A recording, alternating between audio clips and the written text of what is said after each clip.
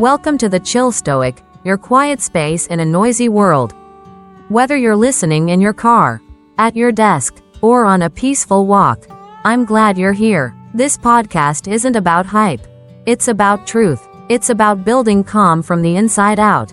It's about discovering the kind of strength that doesn't need to shout.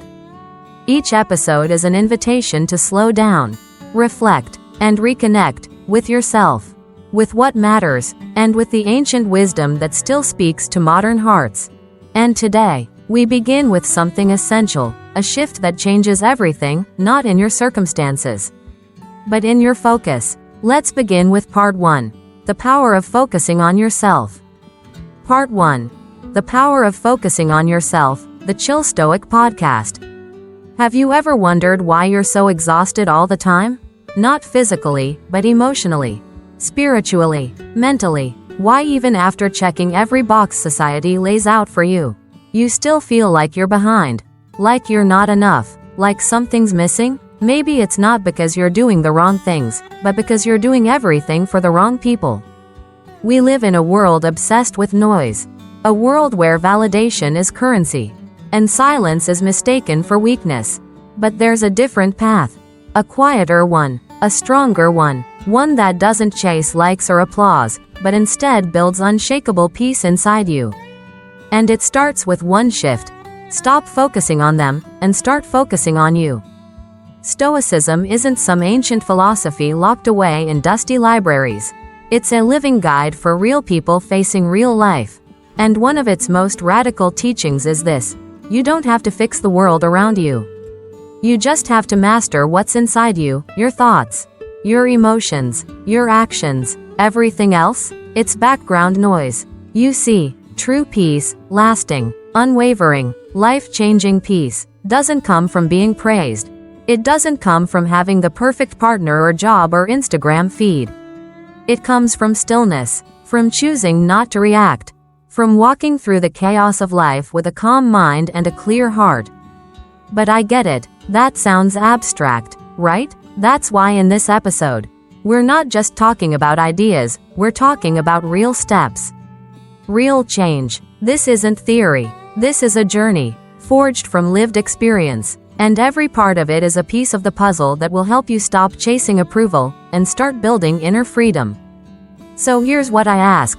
For the next few moments, set down your distractions, mute the world, and give yourself something you've probably been denying for far too long, your own undivided attention. Because once you learn to focus inward, once you stop reacting to every outside opinion, once you build that deep, quiet confidence in your soul, the world can roar all it wants. And you won't flinch. You're not here to live for their applause. You're here to reclaim your mind, your time, your peace. So let's begin. Part 2. Rediscovering self-love, the strength within. You've probably heard the phrase, you have to love yourself first. And maybe it sounded like one of those Instagram quotes, well-meaning, but vague. But let me ask you something deeper. When was the last time you actually looked in the mirror and felt proud of the person looking back? Not for your achievements, not for how you compare to others, but simply for being you. In a world that constantly glorifies romantic love, where every movie, every song, every scroll down your feed screams, you're not complete until you find someone, it's easy to forget that the greatest love story you'll ever live is the one between you and yourself. Stoicism teaches us that happiness doesn't begin in someone else's arms. It begins in your own soul. Self-love isn't arrogance. It's not vanity. It's not standing in front of the mirror and chanting affirmations you don't even believe. It's understanding who you are, accepting the good, the broken, the beautiful, and the bruised, and deciding, I am still worthy. Maybe you've gone through heartbreak. Maybe someone walked out and left you feeling empty, like a house with all the lights turned off. But here's the truth no one tells you. Just because someone stopped loving you doesn't mean you stop being lovable. Their absence doesn't define your worth. Your value isn't tied to who chooses to stay. It's rooted in your own decision to never abandon yourself. Think about that. Real self-love means you no longer chase relationships to fill a void. You create connections because your heart is already full. not starving. It means spending time with people who see you, not just your potential, but your present self, the version of you that's real, flawed, honest. And it's not just about romantic love. It's in the quiet moments too. The friendships you've overlooked while chasing someone else's attention.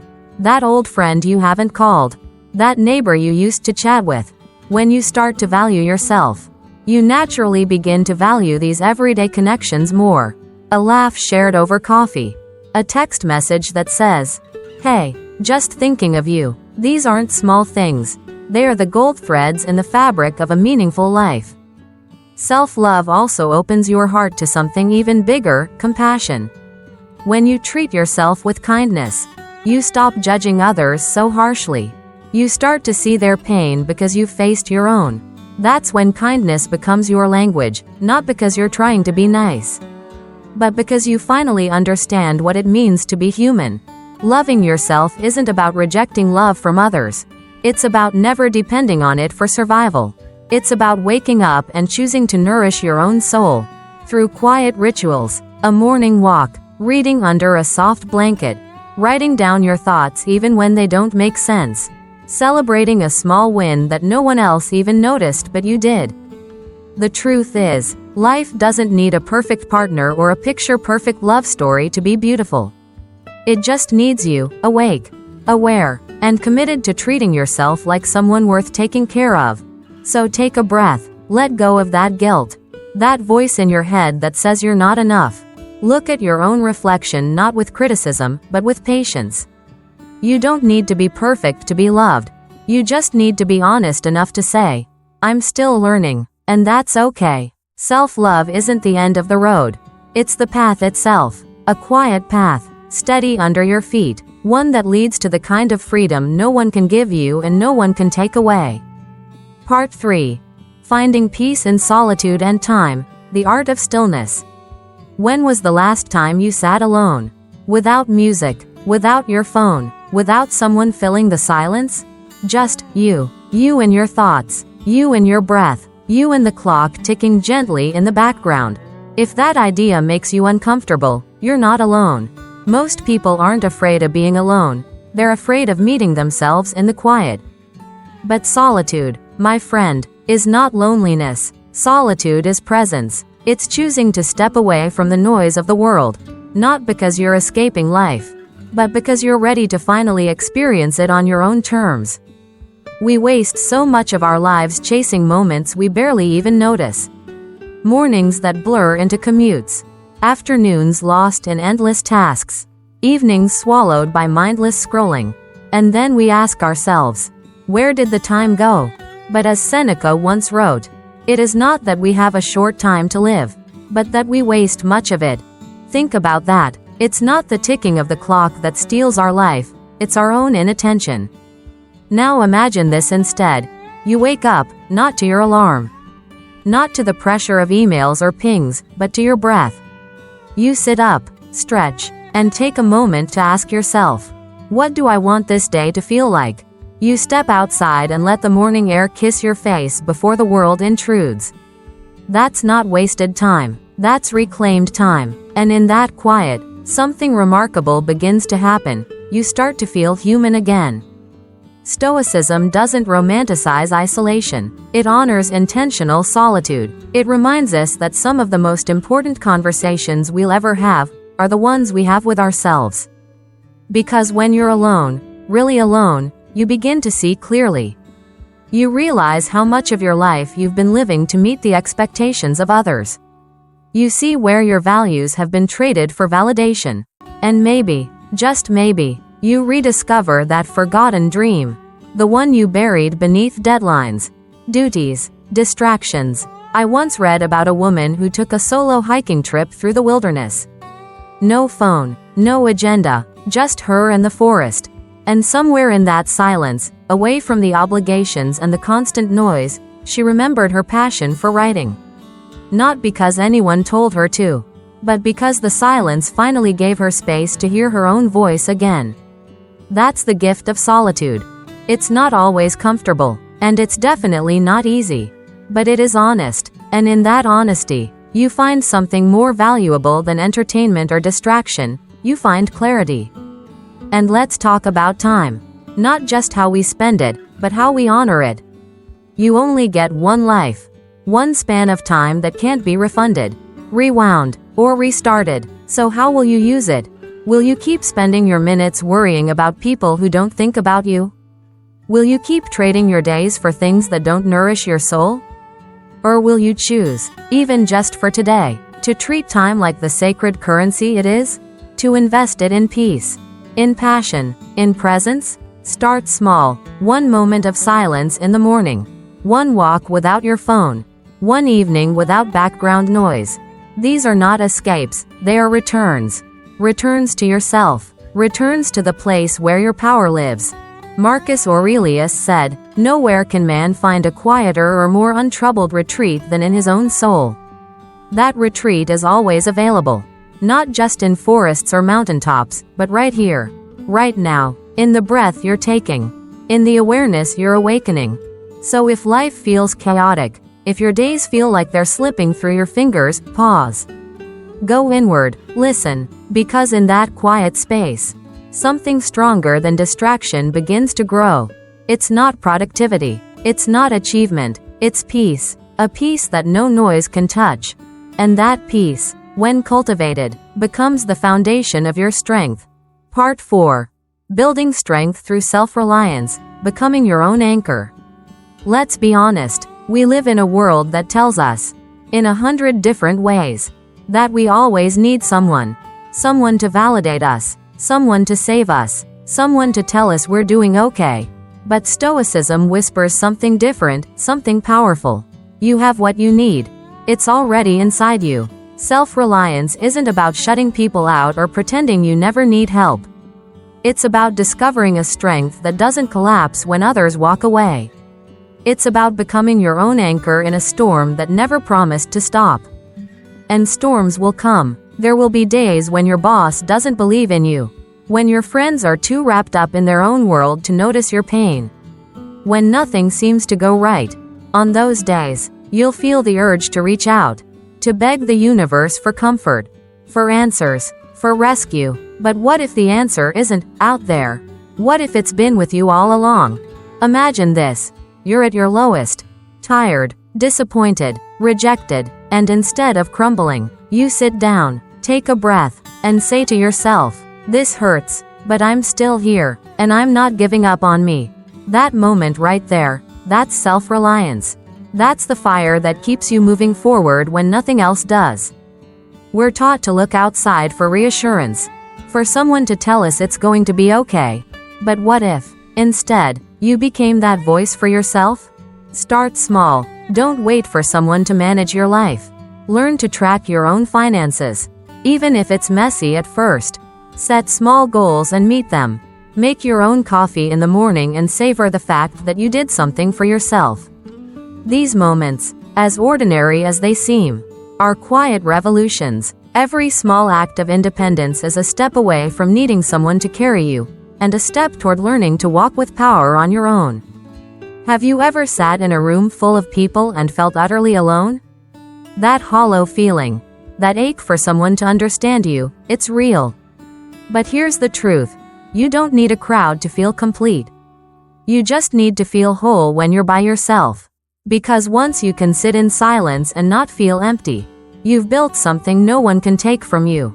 Self-reliance is not perfection. It's not pretending you're untouchable.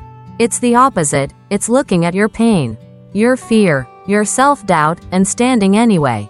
Standing tall, standing grounded in the belief that you are capable of surviving and even thriving without chasing anyone's approval. It changes everything. Your relationships shift. Your decisions change. You stop tolerating things that chip away at your dignity. Because you're no longer desperate to be chosen. You already chose you. And when others see this, when they see you showing up, not with arrogance but with calm confidence, they notice.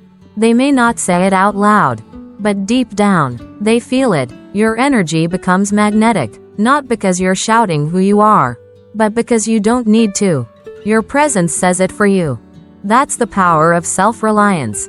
It's quiet, steady, unapologetic. It doesn't ask for attention, but it commands respect. So start building it, one habit, one decision, one boundary at a time. Write in a journal. Take responsibility for something you usually avoid. Do something difficult, without asking for applause.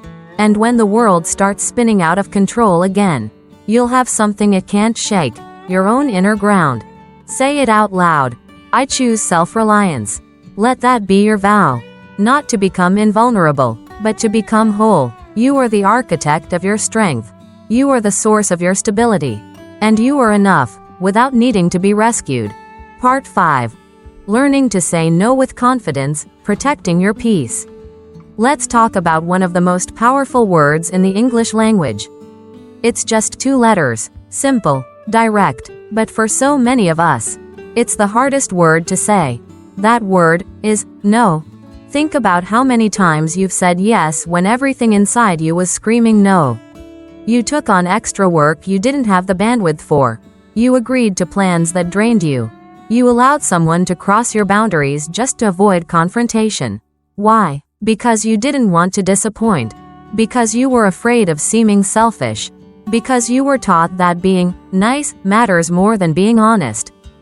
But here's what Stoicism reminds us. Your time is limited. Your energy is sacred. And your life is your own. If you keep giving away pieces of yourself to please everyone, one day you'll look in the mirror and not recognize who you've become. Learning to say no isn't rejection, it's protection. It's standing at the gate of your life and deciding who and what gets to come in. And it's one of the deepest acts of self-respect you'll ever practice.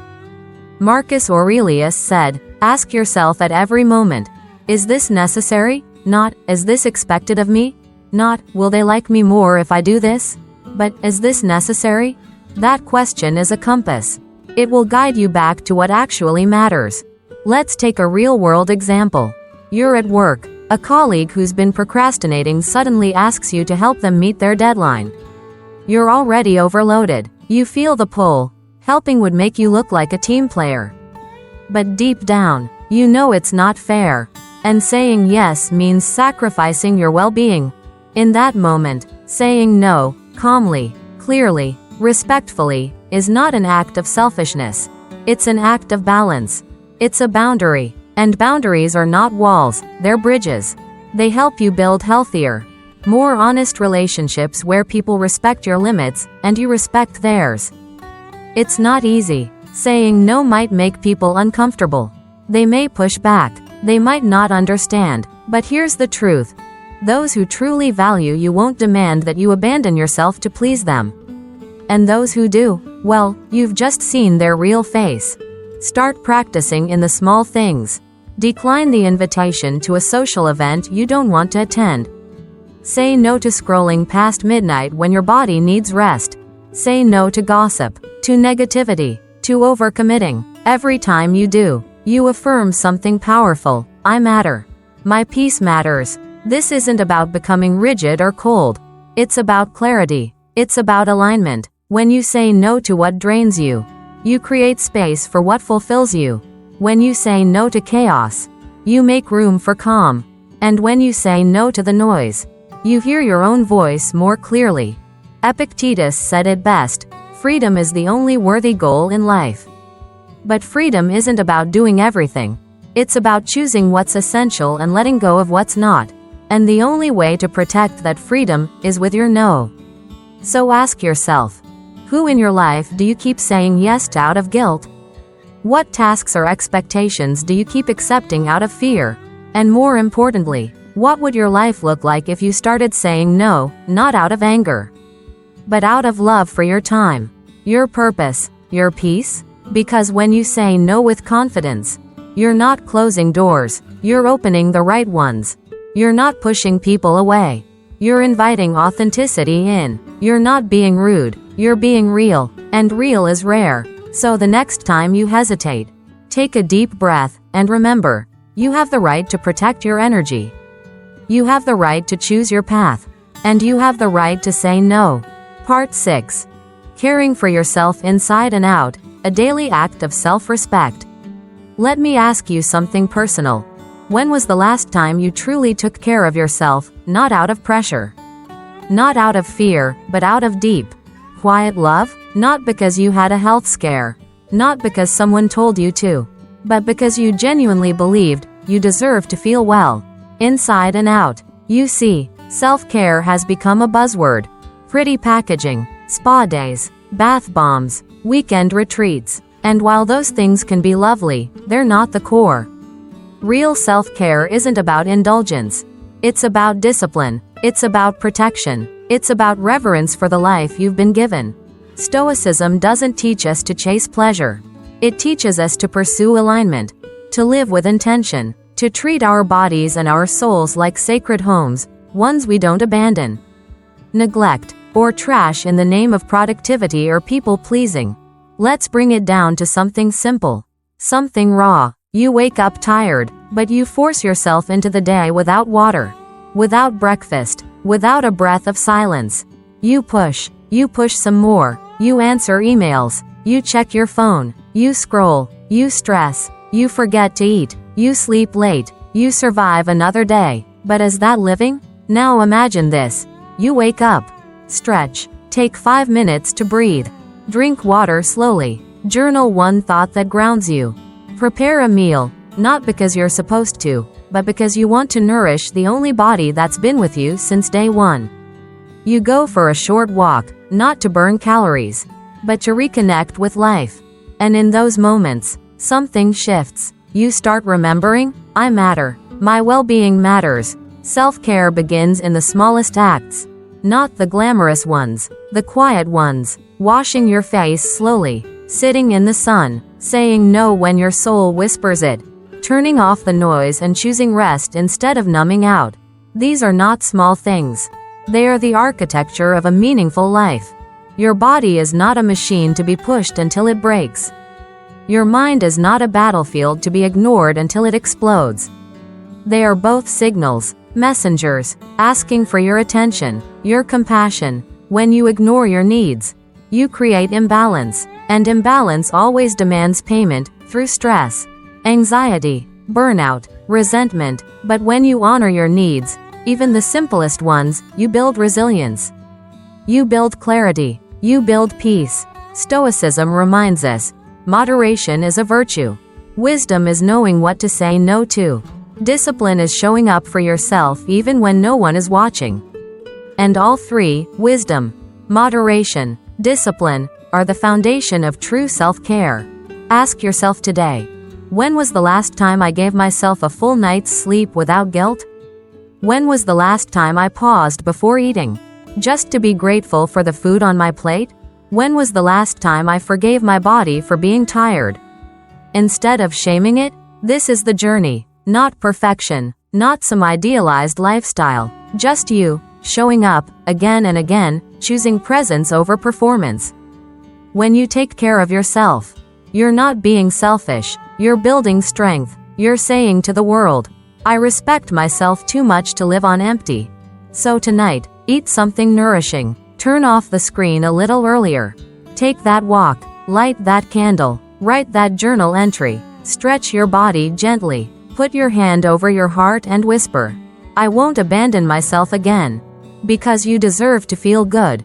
Not just sometimes, not just when it's convenient. Every single day. Starting now. Part 7. Managing personal finances with ease, freedom in simplicity. Let's talk about something that most people carry quietly. Something that keeps them up at night, fills them with shame, or traps them in silent anxiety, money. But we're not here to talk about dollars and spreadsheets. We're here to talk about freedom, about peace, about learning how to handle your finances, not just with skill, but with dignity. Because in a world that constantly pushes more stuff, more spending, more proving, Stoicism offers a radical truth. Wealth consists not in having great possessions, but in having few wants. Take a breath and let that sink in. You've probably had moments where a paycheck hit your account and disappeared before you could even blink. You bought something shiny, something trendy, something that felt like relief for a few hours. But then the guilt crept in. The balance dropped, and you were right back where you started. That cycle? It's not just about money. It's about emotion. It's about how we soothe ourselves when life feels too big, too painful, too uncertain. We spend to escape, to distract, to belong. But here's the truth no one teaches us in school. Financial peace begins with emotional discipline. It starts with asking yourself, why do I want this? Will this make me feel lighter? Or will it just weigh me down once the excitement fades? The Stoics weren't anti-money. They were anti-dependence. They believed that real power is the ability to walk past temptation and still feel whole. To own your choices, not just your things. Imagine this. You get paid. And instead of blowing it on fleeting pleasures, you pause. You ask, what does my future self need? Maybe it's savings. Maybe it's investing in a course. Maybe it's just the security of knowing you can handle the next curveball life throws at you. That pause, that wisdom, is what builds a foundation you can stand on. I'll be honest, I used to spend recklessly.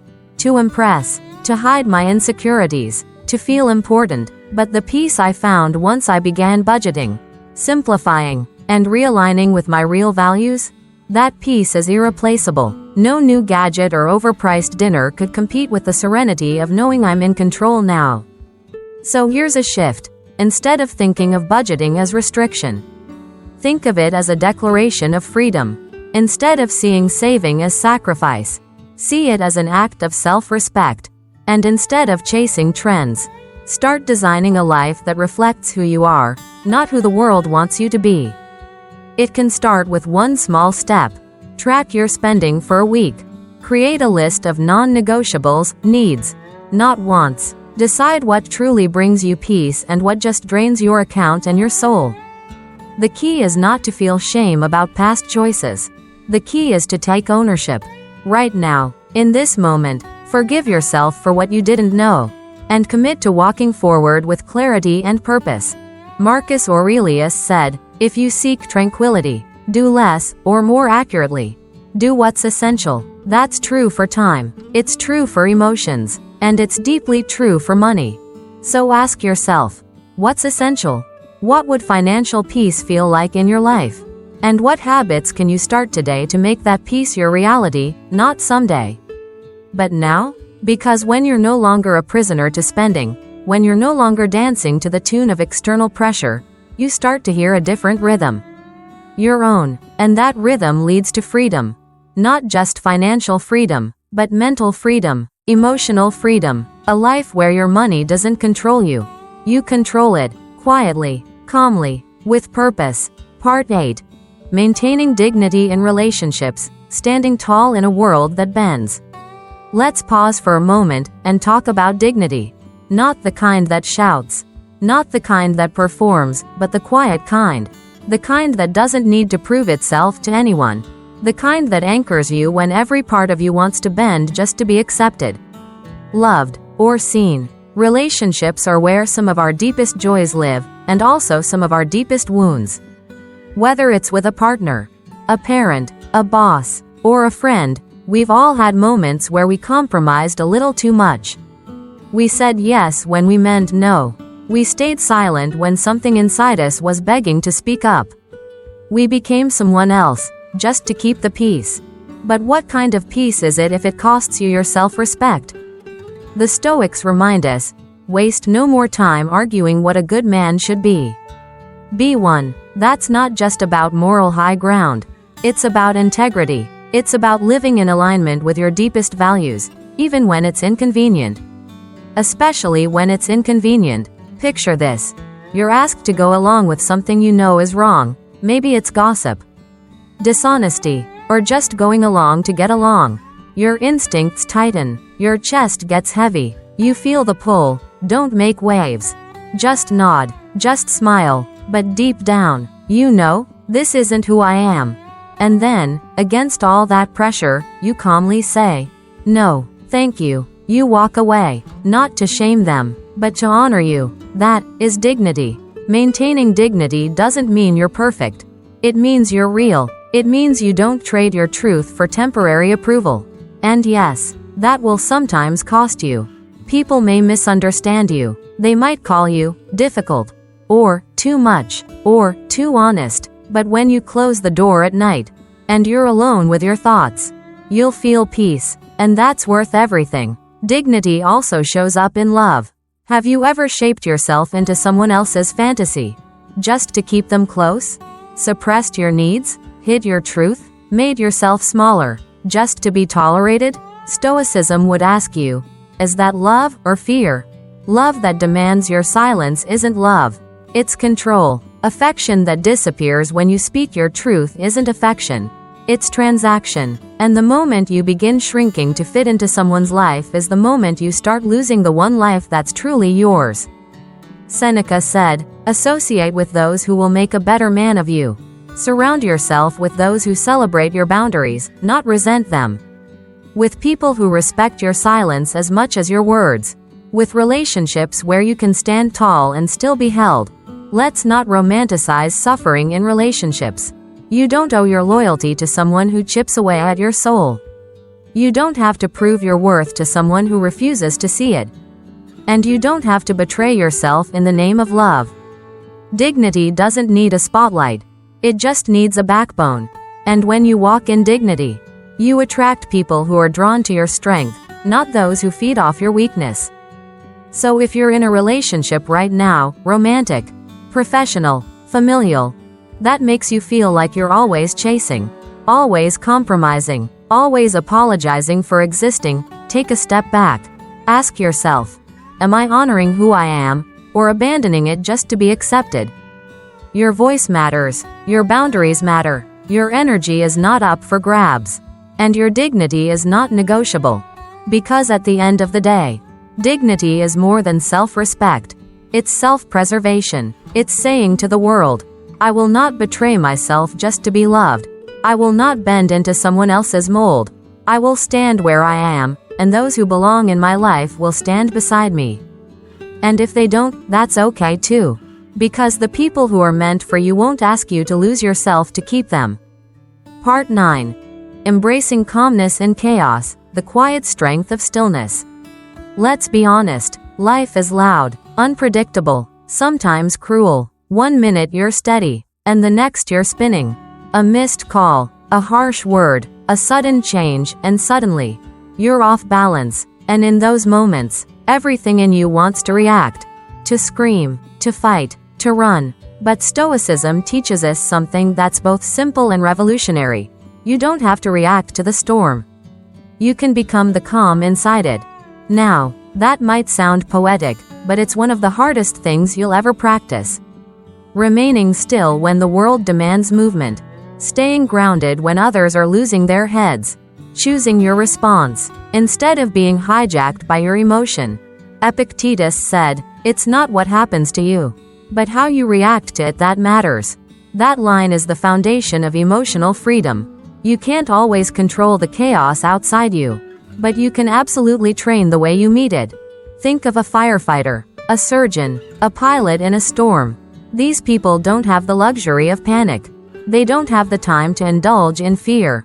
Their strength comes not from the absence of pressure, but from mastery in the face of it. And you, yes, you, can learn that same kind of strength. Here's a real example. You're stuck in traffic. Horns blaring. You're late. You feel your chest tighten.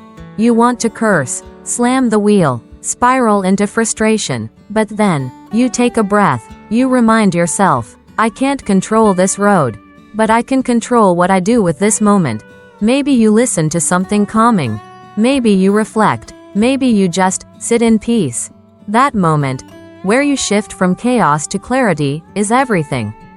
It's not about pretending life is fine when it's not. It's about reclaiming your power when everything feels out of control.